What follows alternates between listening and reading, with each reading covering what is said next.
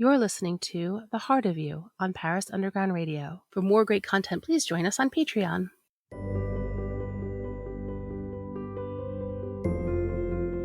You are listening to Paris Underground Radio. My name is Annette Deleu, and I am the host of The Heart of You. Welcome back to The Heart of You. Today's episode is going to be about free will versus destiny. So have you ever wondered how much of your life is destined? Is that sort of fate stepping in versus how much choice you actually have? So I'm going to sort of decode what it is that I've seen in the Akashic Records and how it works and how much free will we actually have and how much destiny plays a part in our everyday lives. I would like to get one thing clear right off the bat. You have free will. That's it. That's the whole thing about us being on this planet is that we have free will. We can do whatever we want. Now, does that mean it goes against our, let's say, soul contracts or whatever it is we have come here to learn? It could. Yeah, in fact, it could.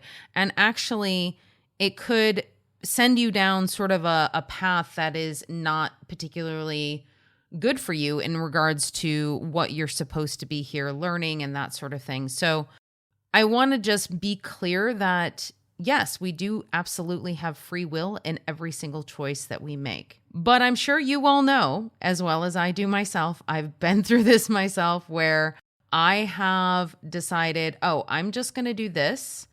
I don't care what the universe is telling me. I'm just going to do it anyway. And things just end up spectacularly wrong. And I'm sure you've all experienced that as well. So what does that mean exactly? Well, sometimes it is a course correction. Sometimes it is a lesson that you need to learn. And sometimes you just need to go through those particular situations in order to come out the other side and see what it is that you are meant to be doing. Okay. I mean, how many times have you gone and tried something? Let's say if you're going to go try a painting class and then you realize that, painting is definitely not for me, or I don't necessarily have a talent in painting. But let's say in that class, you end up meeting somebody who was taking a sculpture class the month before and says, I took this amazing sculpture class and maybe you would really like that. And so then you go and try that sculpture class and that ends up being the class that is really resonating for you. Was the painting class necessary for you to be able to get to the sculpting class? I mean, maybe. There are many different ways we can get to these types of scenarios where maybe a friend recommends something or you run into somebody and they just happen to be talking about sculpting and it sort of piques your interest. And then you kind of, follow that thread from that point forward. In that scenario, it's a very simple scenario. But in that scenario, is that then destiny? Were you destined to take that painting class in order to meet that person who then told you about the sculpting class?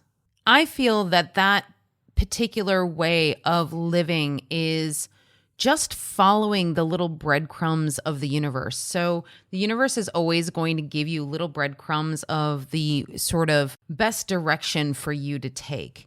Now, if you've been using your divination tools, if you've been really checking in with your angels and guides and you're in this practice of doing this on a regular basis, this type of living in the flow can be a bit easier because you are a little bit more in tuned on a day-to-day basis to your guidance, to the flow of energy that is the most beneficial for you in that particular moment. I'm going to give you another simple example. It's a real-world example of following the flow of your life and the guidance that you are getting versus having that free will and really enacting that free will power that you have.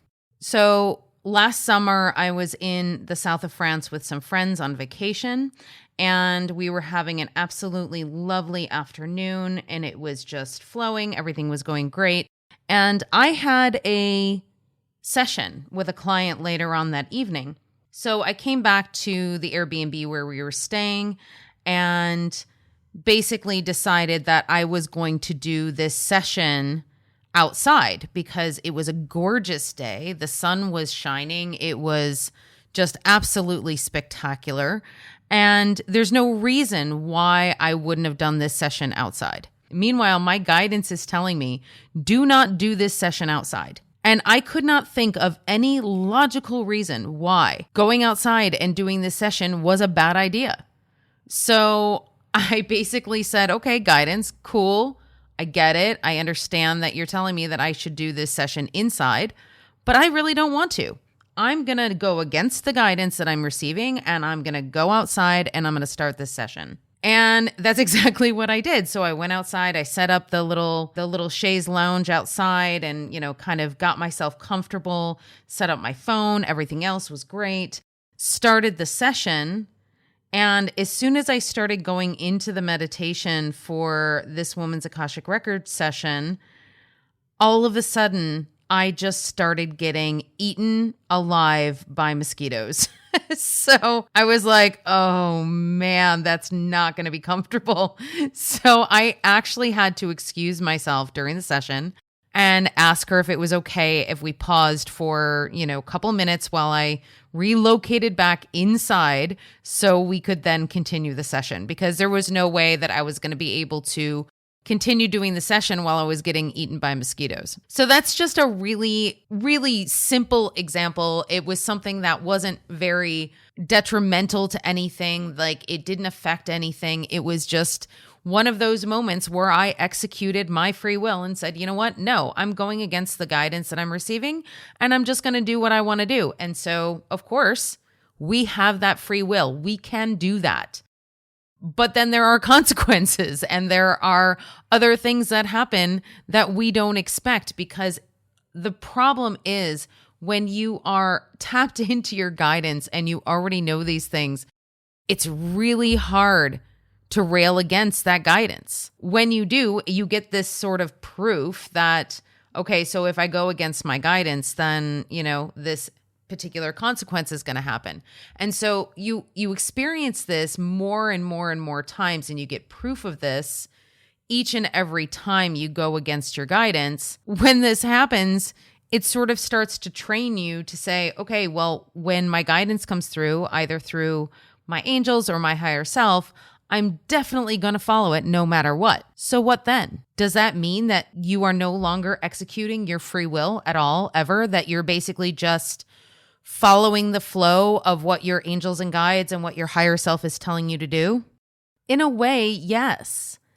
If you think about it from the terms of this metaphor, let's say you're driving down the road and there is a roadblock or there's some construction coming up, but you can't see it because let's say it's around a curve.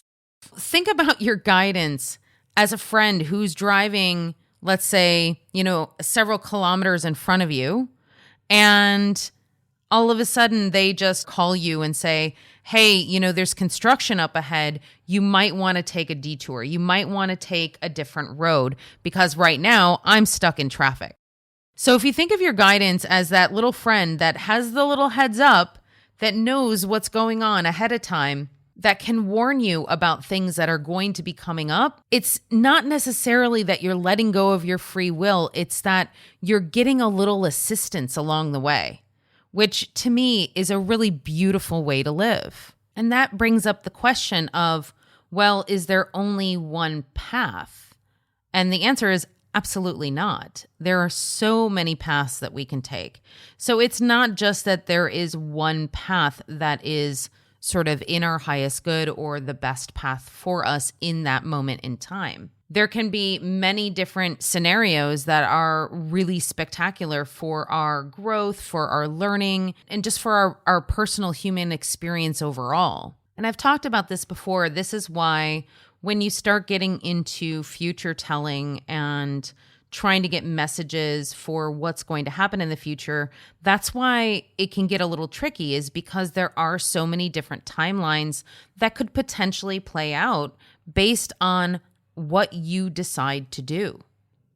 Now, I can say that I fell into that trap pretty early on in my spiritual awakening when I started doing tarot and speaking to my guides and getting the information and that sort of thing, where I was asking a lot of future questions. So, is this going to happen? Is that going to happen? Things like that. And to an extent where I still actually do it occasionally, but it's definitely not the way that I used to do it. So, I would get sort of caught up in that idea of, oh, I want to know what's going to happen.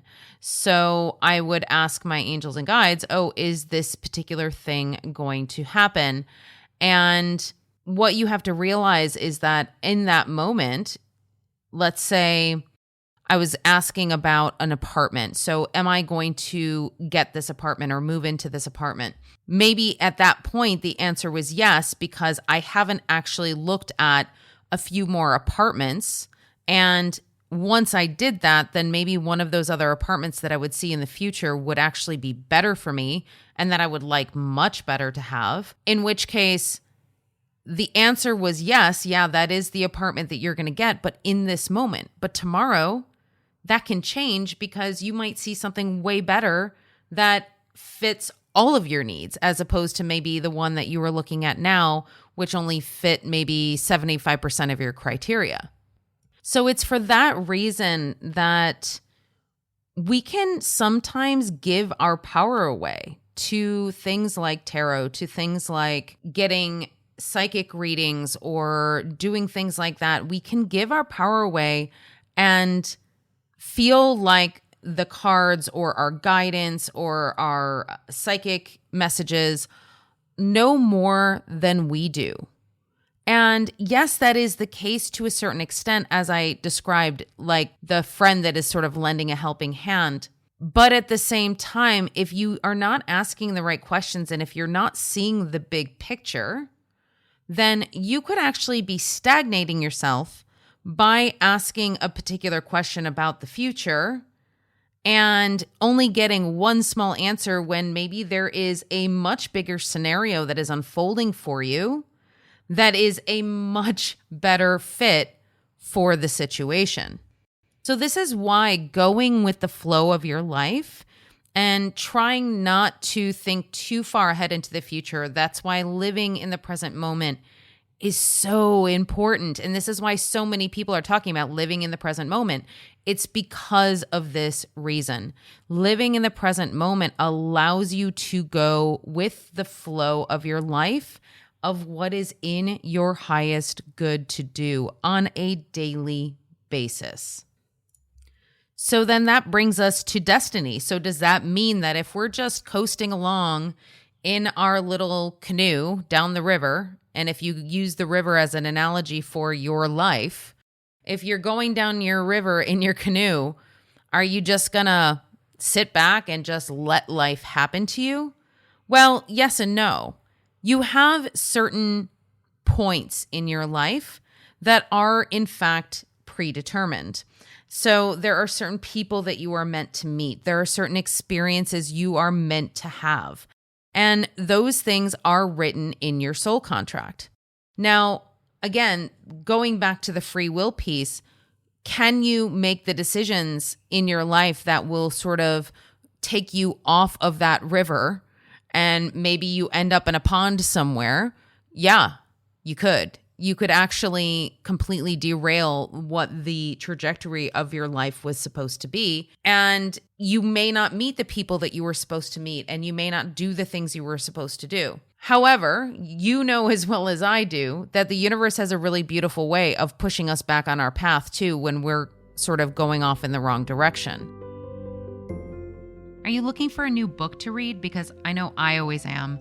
Head to Storytime in Paris on Paris Underground Radio with your host, Jennifer Garrity, as she interviews fascinating authors that have a French connection. We will be right back with The Heart of You after a word from our sponsors. Welcome back to The Heart of You on Paris Underground Radio. You know that when you're going in the wrong direction for your life path and for your soul's purpose, that things start getting a little difficult. So meaning that You will have things fall apart, meaning that maybe you have to move very quickly. Maybe you have to change jobs really quickly. Maybe relationships will fall apart. All of those things start to happen when the universe is taking you in a new and different direction. So the one thing you will see, especially with maybe friends or family that you have that may not be on the spiritual journey as of yet, that if they are not awake and they are not aware of the flow of their soul's journey, they're not aware of what they are meant to be doing in this lifetime, they may not see the signs from the universe that are telling them that this is not the right direction for you. They may continue to beat their head up against a wall, doing the same things or making the same mistakes over and over and over again, simply because they are not paying attention. And there isn't just one definition of being awake either.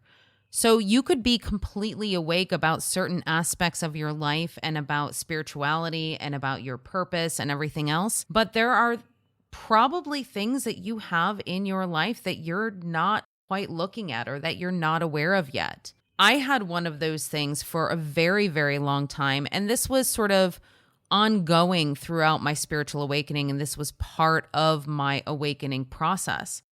But one of the things that I used to do on a regular basis was to people please. I was constantly giving all of my time, all of my energy to all of these things and situations and people, because I was basically not feeling that I was worthy of being accepted and liked for who I was. I was simply gaining or trying to gain acceptance from other people by giving too much. And I know that there are a ton of you out there that have been in this same scenario or who have done this on a regular basis throughout your life. And it's an incredibly common thing for people to do, especially when it's one of those things where maybe you were not particularly seen as a child, or maybe you were not given certain aspects of security that you really needed. That type of thing creates this need and desire to really please people, to make sure that they like you, to make sure that they are always thinking of you in a positive light. And the problem with that is that you are, in fact, abandoning yourself. And that was something that I really came to terms with. I realized that I was actually ignoring everything that I wanted to do, everything that my soul and my being was telling me to do in order to please other people. So when I started working with somebody, or I started becoming friends with somebody, and I was always trying to people please, was that coming from a place of authenticity? Absolutely not. Because inside I was miserable because I wasn't doing the things that I really wanted to do, or I wasn't receiving the things that I wanted to receive from other people. Because essentially I was depleting my energy by trying to please others. Over the course of time and over the course of my spiritual awakening, the universe kept on showing that to me over and over and over again. So the more I gave, the less I received. So the more I showed up for everybody else, the less they showed up for me. The more I did, the less I got. And why was that? It was because I wasn't showing up for myself. In that regard, I kept on banging my head up against the exact same wall saying, okay, I'm always here on time. I always am here for other people when I need help. Why are people not here for me? And so it sort of started creating this victim mentality of, oh, woe is me. Why are people not here for me? Well, the reason why is because I was not choosing myself. The universe was showing that to me and I wasn't getting it. Finally, it got so bad that I basically kind of blew up. I blew up at a few of the people in my life where I was like, okay, this is not okay. I am doing all of the work here, or I am putting in all of this effort, and you're putting in literally zero effort. And it's completely unfair to me. And it wasn't until I started speaking up that I realized how angry I was, how toxic the situations were. And then I realized, you know what? I have the ability, I have the decision-making process, I have the free will to walk away. I have the free will to not do these things. I have the free will to not overgive. I also have the free will to choose myself first. Once I started choosing myself first, that was the free will bit, right? That was what I had chosen to do. And all of a sudden, the more I chose me, the more others started showing up for me. The more I chose what I wanted to do, people found themselves sort of magnetizing towards me and asking me to either go do things or work with them or whatever it happens to be, partner with them. And so you start to realize that once you follow what your path is, that's when those synchronicities start showing up. That's when it starts looking like fate is showing up in every single thing that you do. You start meeting your soul family. You start meeting people that are the exact right fit for your business prospects, for your romantic prospects. Is it really that it is destiny that is dictating your path? Or are you making the free will choices that put you on your path to destiny? I like to think about those two things, free will and destiny, as sort of a symbiotic relationship. Think about it in terms of divine feminine and divine masculine. Free will, which would be action, it would be moving forward, doing something that you know is right for you. That is divine masculine. Destiny is sitting in that space of receiving, of knowing that what is coming for you is meant for you. That's divine feminine.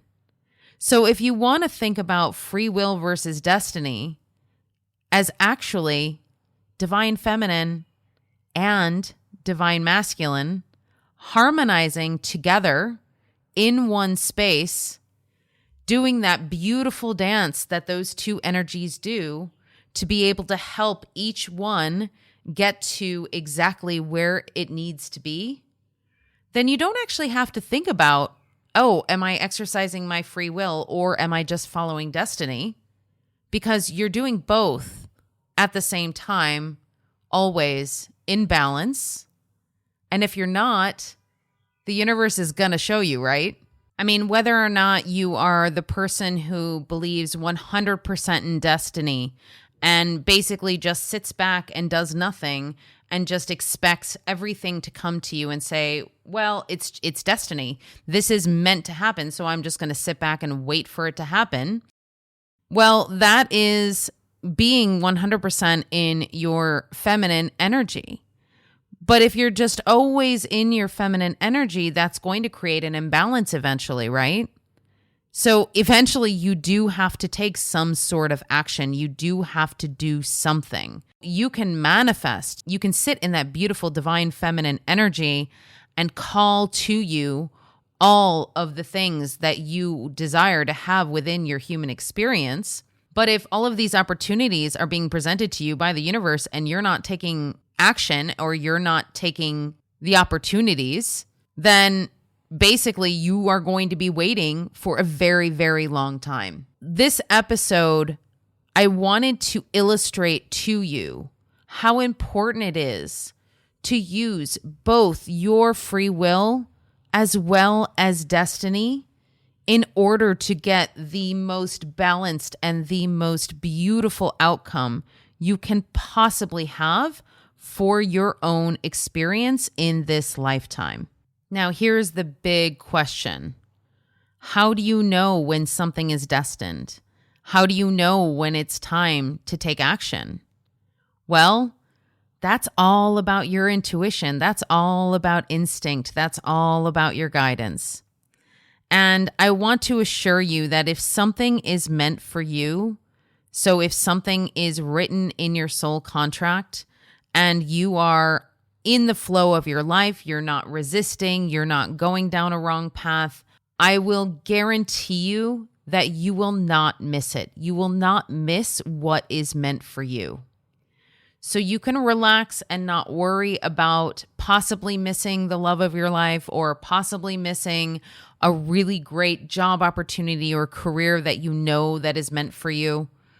It will always come for you because your energetic resonance is attracting that particular energy to your field. So when it comes to destiny, the only thing that keeps that beautiful thing from coming to fruition is our own doubt. It's our own doubt and our own fears. Those are the things that sort of get in the way of those beautiful things manifesting for us. So staying in faith, staying in balance, sort of really checking in with the universe as to when is the right time to just relax and let destiny take hold, and when it's the right time to take action and really get things accomplished and do the things you need to do. And if you're in that space of, actually, I have no idea. I have no idea if I need to take action or if I need to sit here and be in this space and allow destiny to sort of help me out. Like sometimes you don't know, and that's okay. And usually I say, when you're in that space of not knowing, it's a really good time to really go within and just check in with yourself and check in with your angels and guides and see what it is that you need to do. And if you're still not getting an answer, then simply have patience and wait, because the answer will come to you. What are your thoughts on free will versus destiny? I would love to hear some of your stories and some of your opinions on this. So if you would like, you can always shoot me an email at annette@infinitesoullove.com, or you can find me on social media at infinitesoullove1111 on Instagram, Facebook, YouTube, and TikTok. This episode of The Heart of You was produced by Jennifer Garrity for Paris Underground Radio. For more great content, please join us on Patreon.